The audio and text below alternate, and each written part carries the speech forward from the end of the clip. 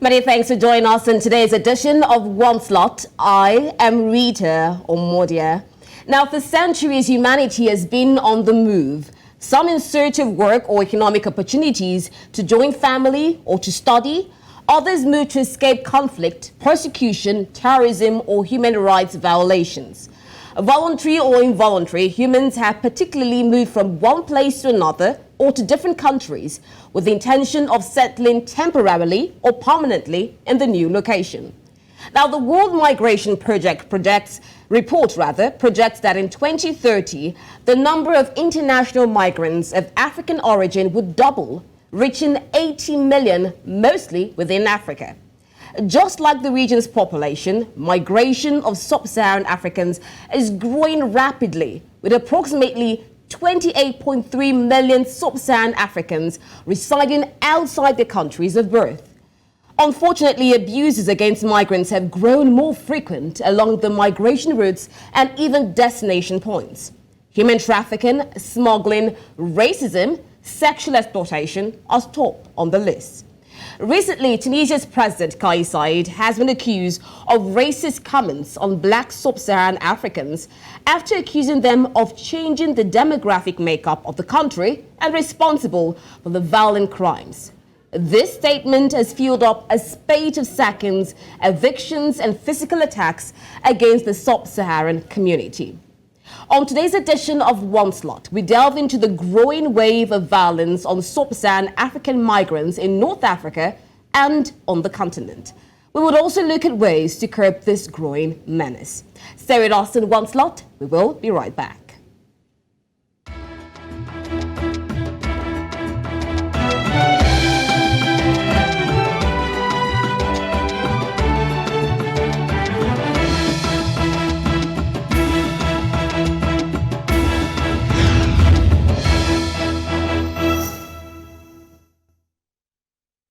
Now, joining us for this discussion is Sharon Ekambaram. Sharon is the head of the Refugee and Migrant Rights Program at Lawyers for Human Rights in South Africa.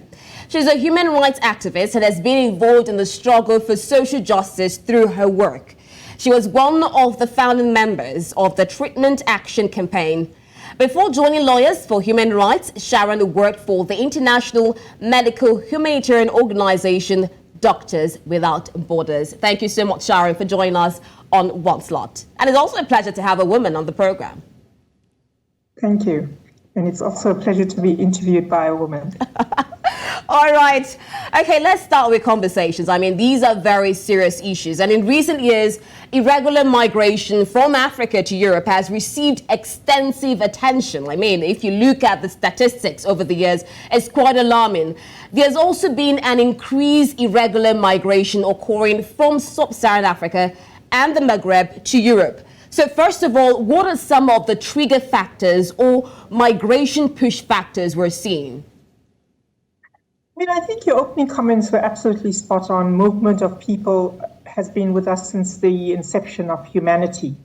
But I think what's making it particularly intense at this point in time and what is being framed as a global crisis is the comments you made around discrimination, racism, the othering, which is a global phenomenon, and it's just targeting Black people coming from the African continent.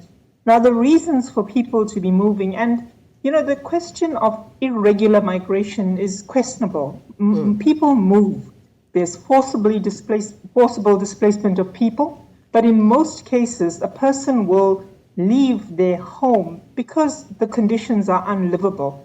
And more we're seeing that in Sub-Saharan Africa, we are acutely experiencing the impact of climate crisis disproportionately to what the rest of the globe is experiencing, even though we are not responsible for contributing to this climate crisis. So I think, those are the factors that has resulted in what appears to be a increase in the numbers of people moving. And of course, the incidences and the phenomenon of conflict on the continent also contributes to the people fleeing because of persecution and fear of their lives.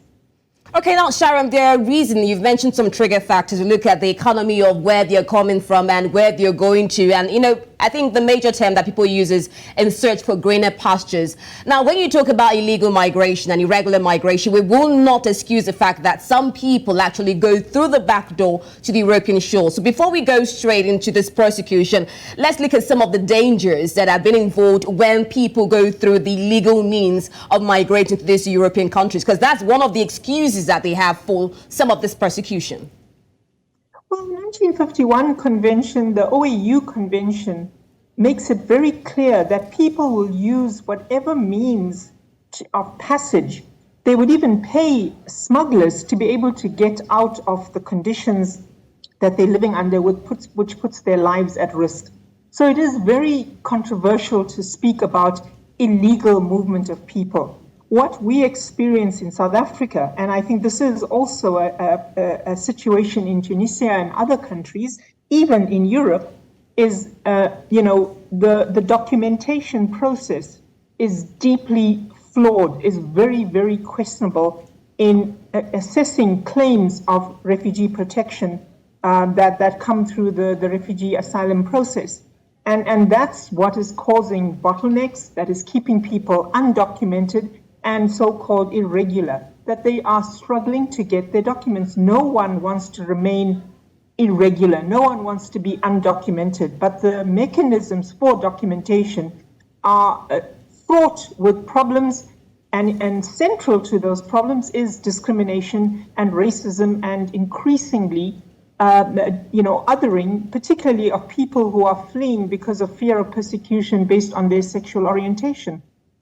Now, on the journey towards Europe and greener pastures, we've seen documentations. I mean, North African countries somehow has not only become a route, but also a destination point. Let's look at Morocco, Tunisia, Algeria, and Libya. Now, why are they some of the preferred destination points, or rather applying routes of these migrants? Well, I think the point is, and there's a lot written about this, the former Special Rapporteur on contemporary forms of racism, racial discrimination, xenophobia, and related intolerances speaks extensively about this question of discrimination and about inequality. And we can't run away from dealing with the fact that the conditions that people are living under in Sub-Saharan Africa, the inequality, the poverty, has its roots in our colonial past and in, for example, in South Africa, in our apartheid past. And that has continued with the geopolitics of the kind of inequality, the race, gender, class of the people that are bearing the brunt of those practices, the discrimination of our past, and redress has not been addressed. So with our constitution, in its very nature, it's transformative. It's meant to migrate us from a past that is a crime against humanity to one of equality, respect for human rights and human dignity. And almost 30 years into our democracy, we haven't seen that. So what politicians do, and this is the case in Tunisia, it's the case in Britain as well, is we scapegoat migrants. We blame them for all the problems and social ills like crime and unemployment, and that detracts from people holding their own governments to account. And I think that so while people may be moving for reasons of greener pastures, but the countries globally, the levels of inequality are increasing with the financial crisis and with increasing levels of systemic unemployment faced in many, many communities. If we look at the migration level and ladder statistics, I mean, we're seeing countries in North Africa, such as Eritrea, Ethiopia, Guinea, Mali, and Sudan. We've talked about how impoverished where they're coming from is. What are some of the other factors? I mean, if you look at these countries, what is a common factor, denominator among them? Well, I mean, my only reference is that it is living conditions, abject poverty, inability to plant and grow, and agriculture has been severely impacted by the climate crisis. We are not recognizing that we have a thing called climate refugees, people fleeing because we're having it here in Southern Africa. Zimbabwe is facing serious problems with respect, other than the political and economic crisis, But the weather conditions, the climate crisis is making it impossible for people to survive off the land. We see the floods in Mozambique and the cyclones. So in many countries in Sub-Saharan Africa, as I mentioned earlier on, it is impacting on people's livelihoods, and they have to move. And because they cannot survive living in the countries that they were born in. We've been able to establish the fact that migration is normal. People move from one place to another. I think two of us have come to a level ground on all of that. But looking at the comments that Tunisian president made, I mean, he mentioned the fact that probably they're trying to, rather, he said that these African migrants, these black migrants, are changing the demographic makeup of Tunisia. I mean, when I heard that statement, I wondered what Kais Saied meant by that. So for you, what was your first reaction when he made that statement? Well, it was racist. It's blatantly racist, and we see the same thing happening in Europe, across Europe, not only in Britain, and the same thing happening in America. And the agenda in America is Islamophobia, and across it includes, an inherent racism in the system, which discriminates unfairly against migrants, refugees, asylum seekers, call them what you like, who are coming from the African continent predominantly. And the convention was set in a period where you had people fleeing from in Europe. And so there was a very welcoming and opening of arms to receive those refugees. But in the 21st century, why are we having this crisis? And we've got to deal with it frankly and honestly and call it what it is. It is racism, and it's globally a phenomenon of increasing xenophobia. Is this peculiar to Tunisia alone, or we also have some of the Arab countries also having these kind of sentiments? Beyond the Arab countries, I can speak from personal experience of what's happening in South Africa. We're having the emergence of vigilante groups like Operation Dudula, who are riding on the back of similar statements that the Tunisian Prime Minister made on foreign nationals coming into our country, stealing our jobs, taking our women, causing the crime, totally unsubstantiated statements. And so there is an appeal for the media, before you report on these statements, to ask for the politicians who are making them to substantiate them, to show. He speaks about some kind of criminal plot. Where is your evidence? How do you make such grand sweeping statements? And then the direct impact, similarly in South Africa, is that communities, a phenomenon of mob justice, where we turn on each other. The most vulnerable are attacking each other because of the horrific conditions that we're living under, and not direct that anger against the state, who has the power and the resources to address those inequalities. And still looking at inequalities, I mean, when you talk about South Africa, we've seen a series of cases. You mentioned Operation Dudula. Now, can you elaborate more on this socio-economic inequalities forming a major push factor for this racial segregation or this discrimination we're witnessing in African countries? I mean, it's one thing to face them in European countries, but we're seeing them in large scale in African countries. I mean, how is this much of a trigger factor? Well, I mean, as I pointed out, I think, our democracy, our freedom was won on the promise of addressing the shocking conditions that the majority of people, Black African people, experienced in our country under apartheid. And so the ruling party won and came into power on that ticket. But 28, 29 years into our democracy, we still have the same geopolitics of apartheid, where you have sprawling townships, you have informal settlements, and these are all predominantly Black African people living in shocking conditions. The quality of service delivery, very stark contrast to the richer suburbs, which are predominantly white, but a sprinkling of Black and brown people who have managed to get out of their conditions and moved into another class. But overwhelmingly, the conditions are facing the majority of people in South Africa is shocking, and we are experiencing very high levels of unemployment, with youth apparently sitting at about 50% of people, graduates, people who've gone through university and just cannot find a job. So it's a combination of neoliberal economics policies, of privatization, outsourcing, that has resulted in a bloodbath of unemployment. But it's also a failure of this government to reallocate resources for transformation. So, South Africa is not a poor country. I think next to Nigeria, it's the second largest economy on the continent. And we have wealth in mining, we have wealth in many, many other sectors of the economy. And our government has the power to impose a wealth tax, to impose universal income, to get people out of their abject poverty and be able to then survive and find work and live in conditions of dignity and respect for their basic human rights. But this is not being done, and we are experiencing levels of corruption, of mismanagement. And so the easiest way to not lose your power during voting is to blame it on the migrants. And people appear to be sadly very gullible in receiving this message and then turning on the most vulnerable as we are, and blaming them for our social ills.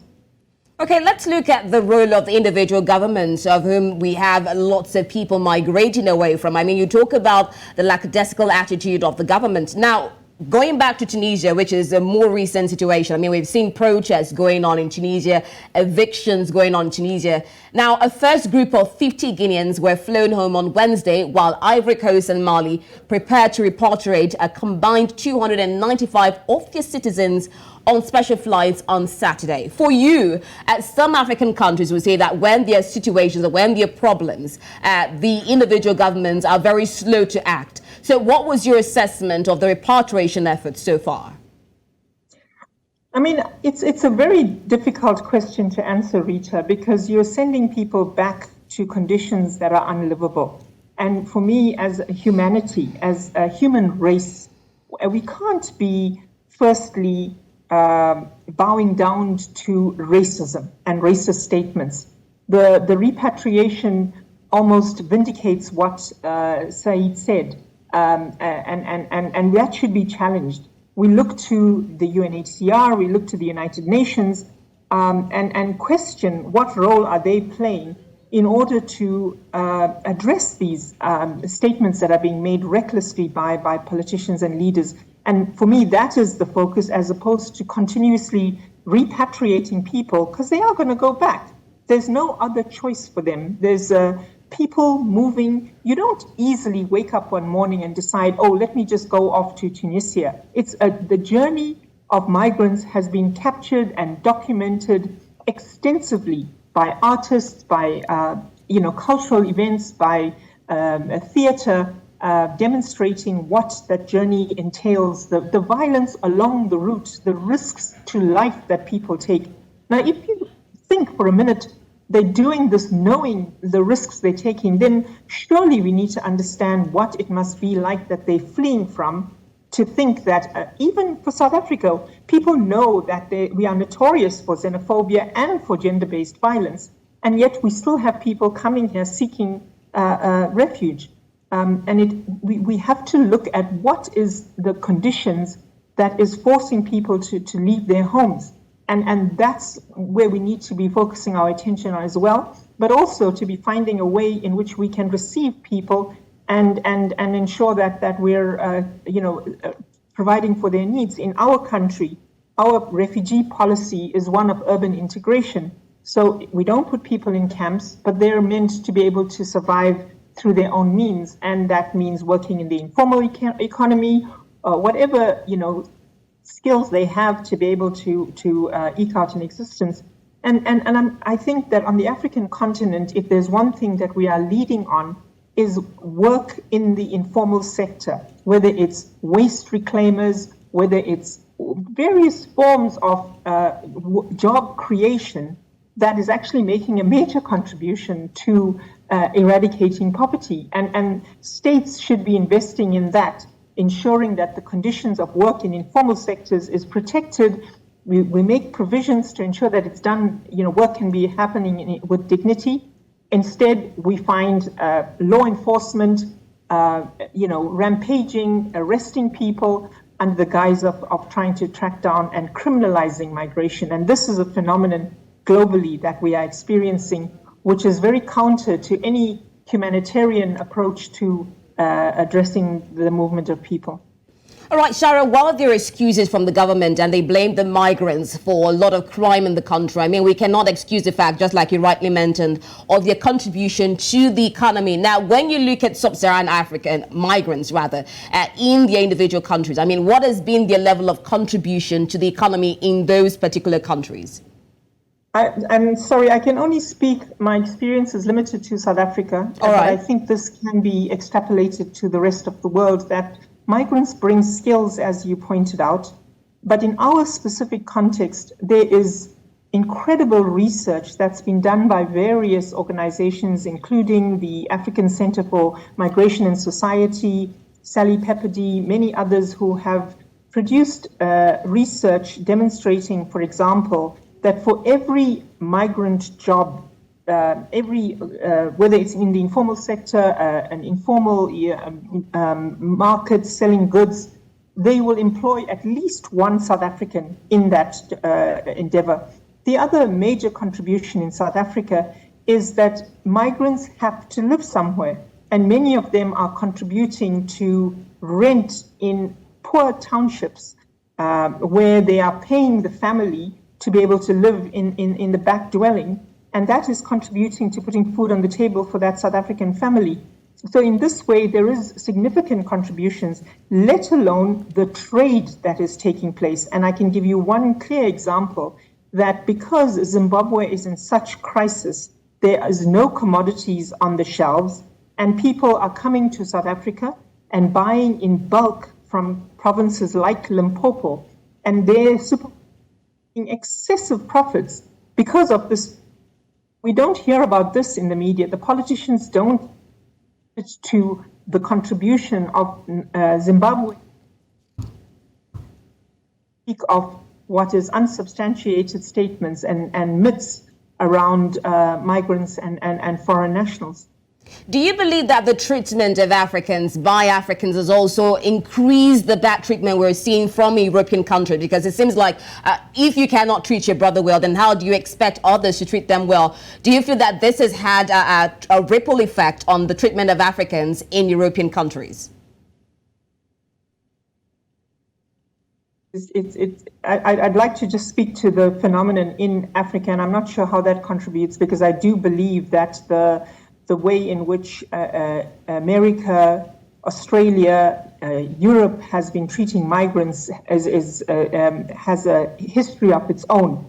And to be quite honest, that has to be located in the history of slavery and the privatization of black bodies that has contributed to the disrespect, the dehumanization of people and the treatment of migrants in those contexts. So I'm not going to comment to say that that is being exacerbated by what's happening on the African continent. But I do believe that the way in which South Africans are treating our Black African brothers and sisters from the African continent must have its roots in our own history, in the inward-looking nature of apartheid and the separation from the rest of the continent, the fact that we don't identify as being part of the African continent. And I think a lot of work needs to be done. Our former president, Thabo Mbeki, spoke about I am an African, and that ended there. You know, what work are we doing to address the fact that many South Africans have not traveled on the African continent, haven't been to Zimbabwe or to Lesotho for that matter, or Eswatini. So, you know, I feel that again is located in our history.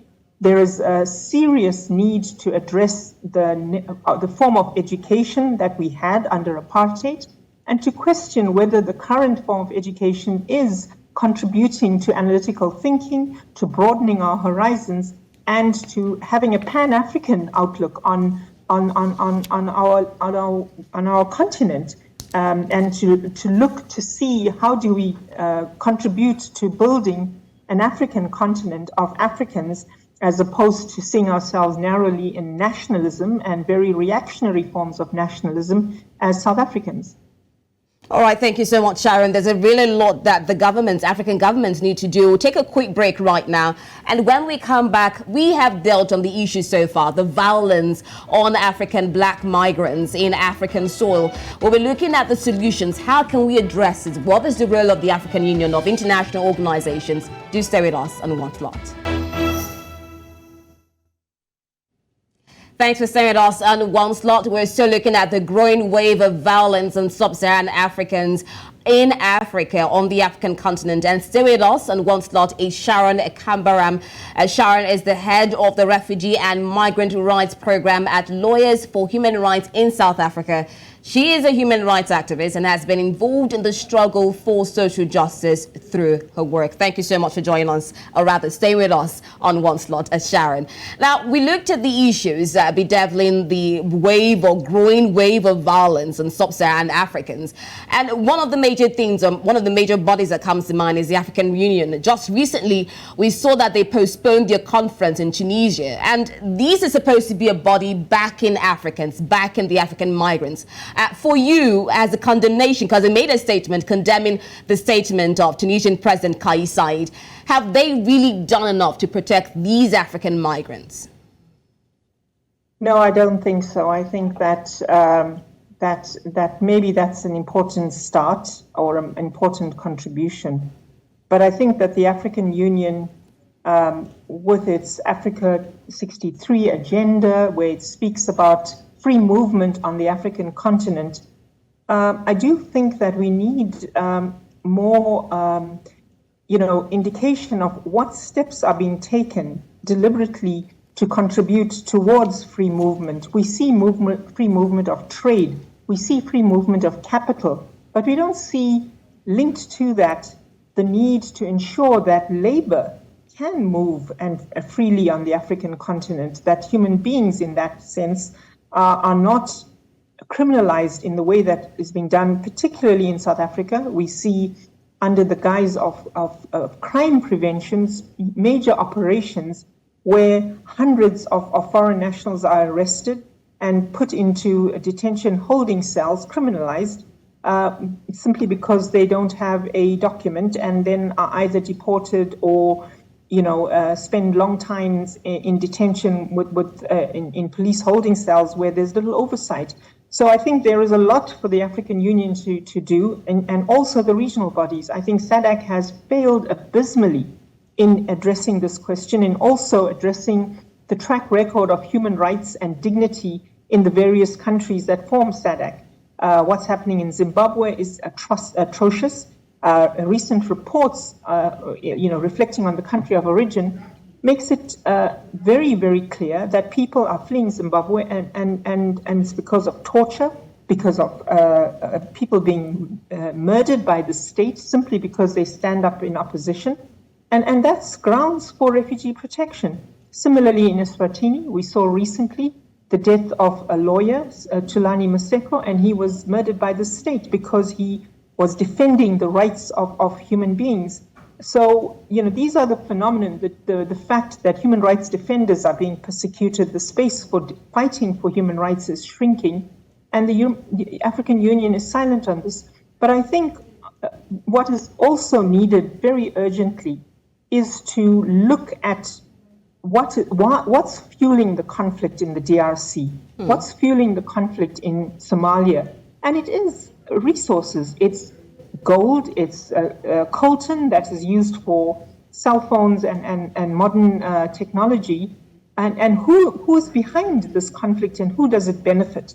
And I think we're all very silent on this. The states are very silent, and it raises the question, are they complicit? Are they benefiting? Is this part of state capture on the African continent?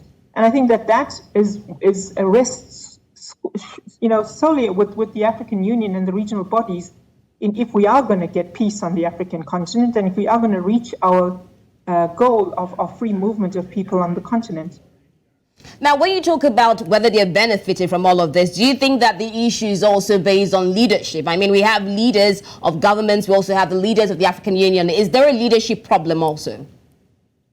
I think there is a leadership crisis. I think we leaders are too afraid to speak truth to power. in the way that our former President Nelson Mandela could call out when there was an infringement of human rights, and that is supposed to be our hallmark as a country, given the fight we had against the most racist regime, and we should be fighting to defend and protect human rights and respect for human dignity of all, and yet it's shocking that our country will be silent in what is taking place in countries like Eswatini, Zimbabwe, on the other parts of the continent, and not contributing towards addressing what is contributing to the conflict. And I think that overall, we're not holding the private sector, multinationals, to account in their behavior on the African continent, in their drive, in their greed for profits at the price of a human life and human dignity. And in the greed for profit, I mean, looking at all what African countries have been with, earlier on we made submissions on the fact that there's an impoverished country, and that's one of the reasons for migration. Now, what is the level of commitment of African countries to African development? I mean, if you're looking at Africa, you mentioned something about we are all Africans, the unity of African. What are African countries doing to actually actualize African development? I think there's a lot of words. I think there's lots of sentiments that are expressed, very specifically in our context in South Africa. We have a national action plan to prevent xenophobic violence, racism, and related intolerances. But the enforcement of those policies, the enforcement of various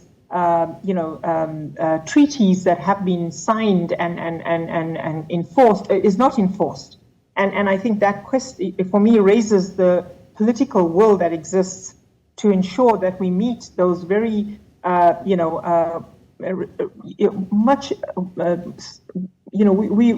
value our international human rights conventions and various documents which set out how we're going to eradicate poverty and reach various social goals in our development.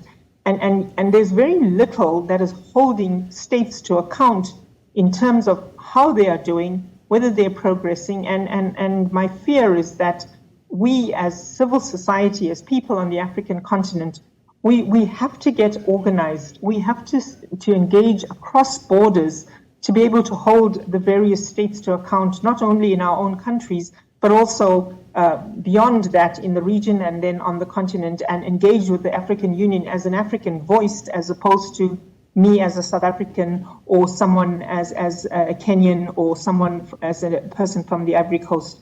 And there's a lot more that needs to be done in that sense if we are going to hold our governments to account and to be able to change this. And I think, if I may, I think the example of the Treatment Action Campaign, if people are aware of it, is a good example of where we held the pharmaceuticals to account and eventually held our own government to account, but with a global campaign. It was an international campaign that firstly brought the Pharmaceutical Manufacturers Association to its knees, and it withdrew a court case which would have prevented us from getting access to generic treatment.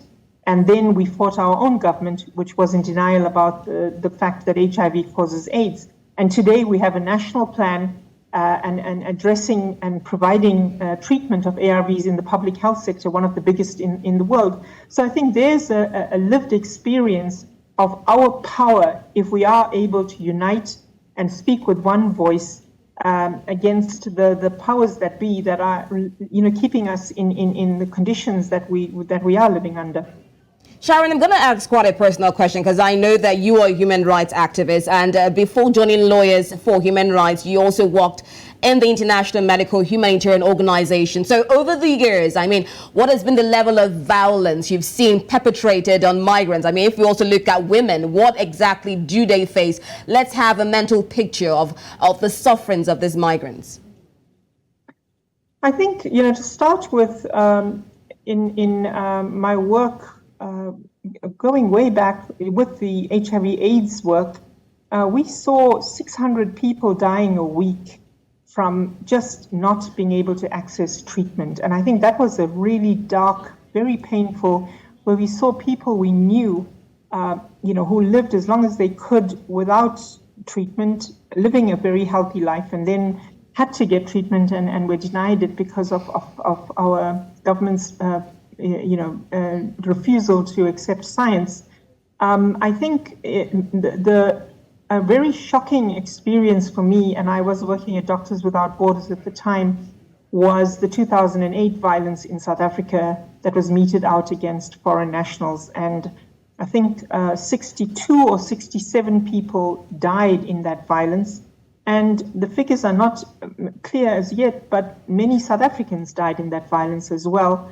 And that is because of the indiscriminate nature of violence, where someone is targeted simply because they have a darker skin and the prejudice that you must be a foreign national. And I think that still, the trauma of that period continues to be triggered every time we have waves of, and it's not waves of violence. People from the African continent in our country face the most horrific forms of humiliation, whether it's in engaging with institutionalized xenophobia in our Department of Home Affairs, or whether it's engaging in communities where they are treated in the most shocking manner. They're chased away, they're attacked, they're mob justice or mob violence meted out against them, Operation Dudula, protesting outside clinics and hospitals.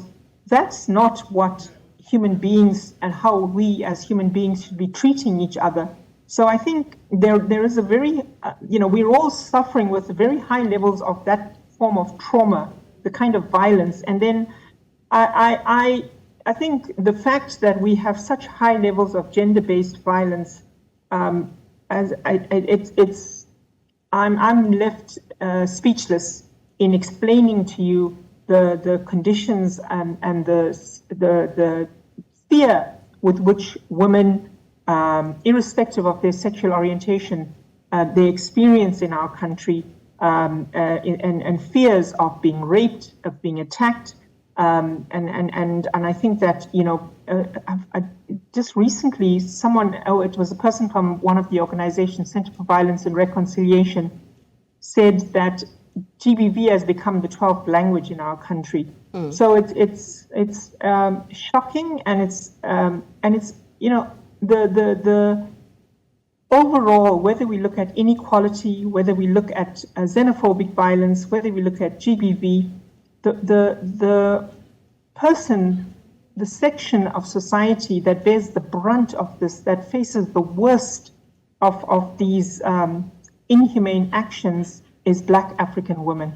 Whether you're from South Africa, whether you're from Zimbabwe, and the journeys of women has been captured by many organizations, and many there's a lot of information about this, and it's inhuman. But Sharon, how do we begin to change this narrative? I mean, just because you have a darker skin, there's a bit of discrimination. We've seen situations in Morocco where they give legal status and benefits to migrants. Do you see this as one way forward to changing this narrative against Black African migrants? I mean, how does skin become such a problem? The skin color, the color of your skin becomes such a problem for migration? I think we have to deal with the inequalities, and South Africans have to realize that our inequalities, the conditions we're living under, are a direct consequence of our government failing to enforce policies that exist to address those inequalities. And then side by side, we have to also hold our governments to account for whatever treaties they've signed, and in our instance, it's the 1951 Convention, the OAU Convention, which sets out very clearly our own refugee policy, procedures for quality of decision-making, for the way in which the asylum system should be functioning, the interviewing process, and what we see is a collapsed asylum system that is in absolute crisis. So I think those are the two focus areas. One, in building solidarity in communities to address the inequalities. We can't deny that there is serious problems of homelessness, of unemployment, of horrible conditions of people living in abject poverty. But at the same time, there are serious problems with the way in which government is running its business.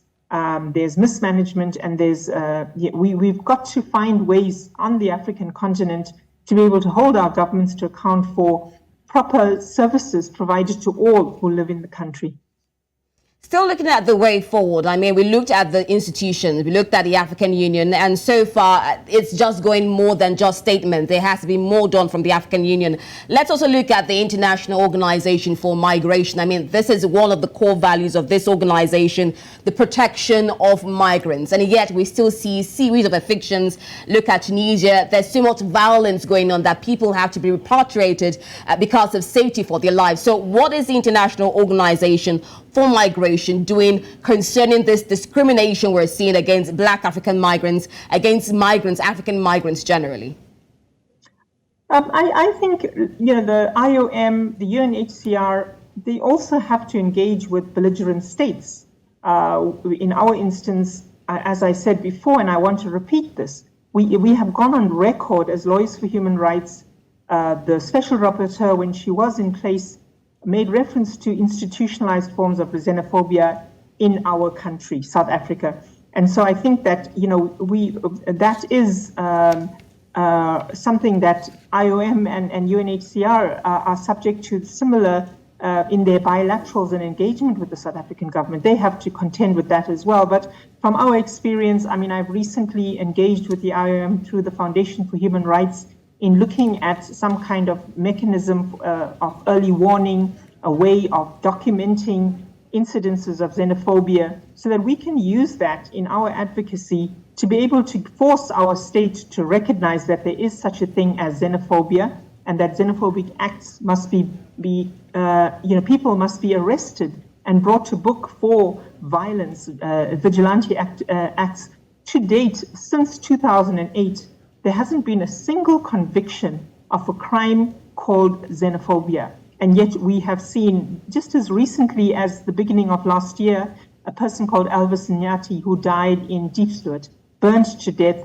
And the only thing he was guilty of is that he's a Zimbabwean.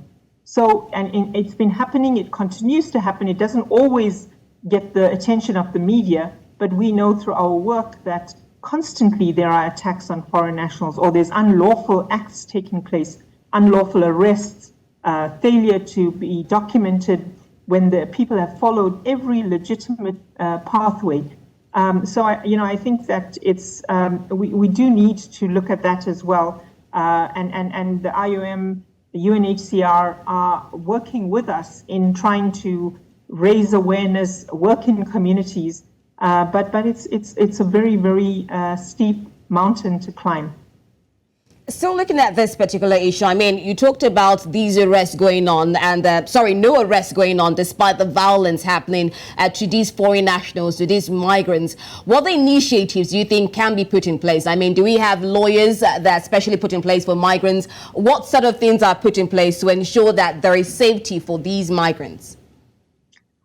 Well, it's a constant fight. Sorry, Rita, I'm quite despondent at the moment because, like with what's happening in Tunisia, we have seen increasing levels of violence against migrants and Lawyers for Human Rights, many other NGOs. This is our daily work. We're trying to engage with the Chapter 9 institutions like the South African Human Rights Commission, other bodies that are meant to be pillars of our democracy, strengthening our democracy and ensuring that we can hold the state to account. We've signed on to various conventions like OPCAT, looking at forms of torture and conditions of detention. So there's a lot that we are engaging with, but I think what we struggle with most is how do we build organizations that would unite us, as opposed to being lied to and accepting the mistruths that the government politicians make, and of course, what mechanisms can we put in place to hold politicians to account? We have struggled with this. Very recently, the MEC for Health in one of our provinces, Limpopo, was captured on video shouting at a patient, and the patient happened to be Zimbabwean, and blaming the patient for taking all of South Africa's money, that she didn't have enough money to pay for services for South Africans in public hospitals. And we complained about this to the Health Professions Council, and they basically said, yes, she was guilty of statements that were, I've forgotten the exact phrases, but there was absolutely no recourse. We called for her to be debarred as a doctor because she's a medical doctor, but none of that was done. And we expect these bodies to act in a fair and in a manner that is not, biased to the state or to anyone. And we find that this is not the case. It's a real struggle, and that's where we are in working, building regional structures, and working in our country to look at how do we strengthen our democracy, and in that way then ensure that law and order works for all, not just for the rich and not just for the people who can afford to buy a lawyer, and that people, justice is accessible, where we can, people who need documents receive their documents irrespective of their class or the color of their skin. But it's a difficult challenge. UN High Commissioner for Refugees estimates nearly 500,000 Africans will pass through North Africa. Now, you talk about so many initiatives that need to be put in place, but if we do not have this put in place, what would be the fate of Sub-Saharan Africans still plying or planning to ply through this route through North Africa? What will be their fate if nothing is done about it? Rita, my response is that human beings are incredibly resilient, but at the same time, they take risks increasingly, putting their lives at risk. It's a fact that people will move. No matter what you do, no matter how you close their passageways, no matter how high you build the walls, human beings will move. And that's part of our DNA. It's been with us for decades, for centuries. And so the only problem, and it's sad that humanity hasn't reacted in outrage at this, that what we are seeing is that the increased repression against migration is forcing people to take more and more higher risk paths to move, and their lives are at risk. And we're seeing the number of people that are dying in their journey to move is increasing. And that should be a worrying thing. That should be forcing us all to stand up and do something about this. But, it's Black life is cheap. And I think that's my only response, that there's no massive outrage. And how do we get humanity to, express their anger and their at this phenomenon of what's taking place with particularly people from the African continent, and I have no answers for you, to be quite frank. Well, quite a sorry stage. I mean, a lot of things need to be done, but unfortunately, this is where we'll have to end this conversation. Thank you so much for joining us on this conversation. Thank you. Thank you, Rita.